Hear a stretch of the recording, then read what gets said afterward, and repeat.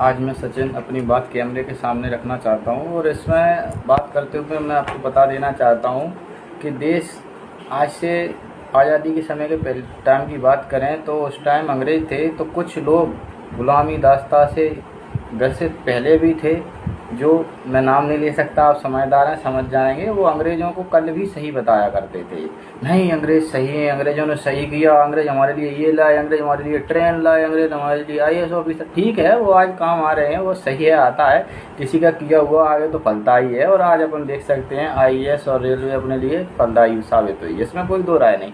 लेकिन अंग्रेज़ तो अंग्रेज़ थे, देश पर जुल्म कर रहे थे, सब बात है। आज देश को आज़ादी मिली है कई वर्षों के बाद, कई क्रांतिकारियों के बलिदानों के बाद। तो मैं आपसे सादा शब्दों में सीधा लक्ष्य देते हुए एक ही बात कहना चाहूँगा कि बात वो नहीं है कि लोग गलत हैं। लोग गलत हमेशा होते हैं। लोग गलत इसलिए होते हैं क्योंकि उनके बाप दादाओं के ज़माने से उन्हें गुलामी की आदत रही है, और वो ही गुलाम आज आप अंधभक्त के रूप में देख सकते हैं।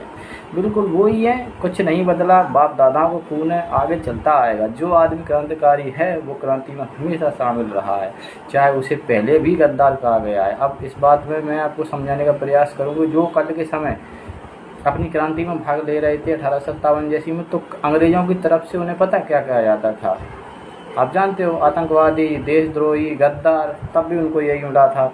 और आज भी गोदी मीडिया, मोदी सरकार ने आपको क्लियरली मेंशन कर दिया है कि आप तो उपद्रवी हैं, ये हैं, वो हैं, गलत हैं, देश के खिलाफ जा रहे हैं। तो इस बात की कोई फिक्र नहीं करनी है। क्रांतिकारी हमेशा पहले से ही आतंकवादी होता है। आप किस संदर्भ में किस चीज़ को देखने का प्रयास कर रहे हैं, ये आपके माइंडसेट पर डिपेंड करती है, और चीज़ें वैसी ही चलनी चाहिए जैसी चलती जा रही हो। अब मुद्दा सिर्फ देश से अकेले धर्मेंद्र प्रधान के इस्तीफे का नहीं रहा है। अब मैं आपसे सिर्फ इतनी ही बात कहना चाहता हूँ कि एक क्रांतिकारी ने बहुत अच्छी बात कही थी, जो आपने शायद पहले भी सुनी होगी, कि घुटनों के बल खड़े रहने से अच्छा है सर कटा के मर जाओ।